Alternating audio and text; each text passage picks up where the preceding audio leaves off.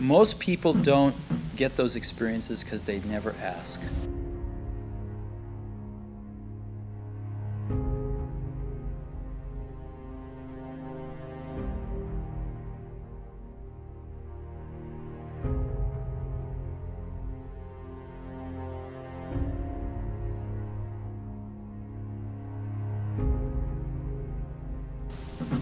I've never found anybody that didn't want to help me if I asked them for help. I always call them up. I called up, this will date me, but I called up Bill Hewlett when I was 12 years old, and he lived in Palo Alto. His number was still in the phone book. And he answered the phone himself. He said, yes? He said, hi, I'm Steve Jobs. I'm 12 years old. I'm a student in high school, and I want to build a frequency counter. And I was wondering if you had any spare parts I could have. And he laughed, and he gave me the spare parts to build this frequency counter, and he gave me a job that summer in Hewlett-Packard, working on the assembly line, putting nuts and bolts together on frequency counters. He got me a job in the place that built them. And I was in heaven. And I've never found anyone who said no or hung up the phone when I called. I just asked. And when people ask me, I try to be as responsive, to pay that debt of gratitude back.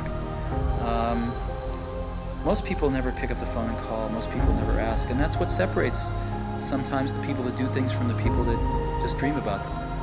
You gotta act, and you've got to be willing to fail. You've got to be willing to crash and burn. With people on the phone, with starting a company, with whatever. If you're afraid of failing, you won't get very far.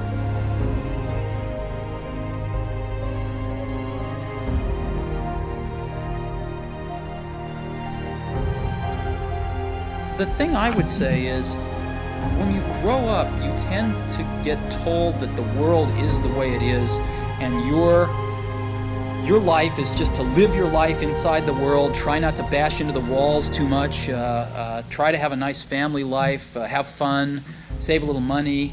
That's a very limited life. Life can be much broader once you discover one simple fact, and that is everything around you that you call life was made up by people that were no smarter than you. And you can change it. You can influence it. You can build your own things that other people can use.